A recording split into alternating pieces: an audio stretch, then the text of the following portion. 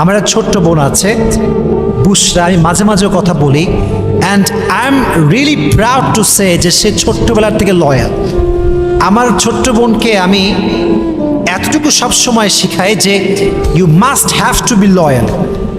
আমার এই যে কালকে ও আমাকে বলতেছে যে ভাইয়া আমি আইসক্রিম খাবো। ও আবার কোন আইসক্রিম খুব পছন্দ করে। কোন আইসক্রিম চেনেন না আপনারা?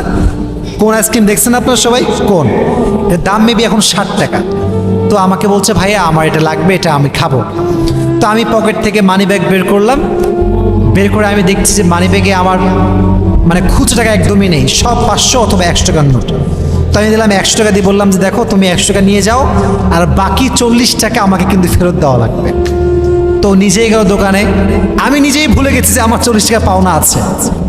তো 40 টাকা নিয়ে আসছে, নিয়ে এসে বাসায় ডয়ারে রেখে দিয়েছে। মা যখন আমার ফ্ল্যাটে আসছে, আমি আলাদা ফ্ল্যাটে থাকি আর কি, বাবা মাকে রেখে, বাবা মা আর এক পাশে থাকে। তো যখন ফ্ল্যাটে আসছে, আম্মা যখন রিক্সা থেকে নামছে বলছে ভাইয়ার টাকাটা তুমি ভাড়া দিয়ে দাও, আমি তোমাকে পরে টাকা দিয়ে দেবো।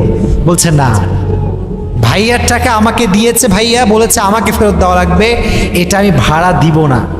মা অনেক বুঝেছে আমাকে দাও, আমি তোমাকে দিচ্ছি, উপরে গিয়ে দিচ্ছি, বা আমি দিব তুমি ব্যাগ দিয়ে দিও না। সে বলছে আমি ভাইয়ার থেকে নিয়েছি, আমি ভাইয়াকে ফেরত দিব।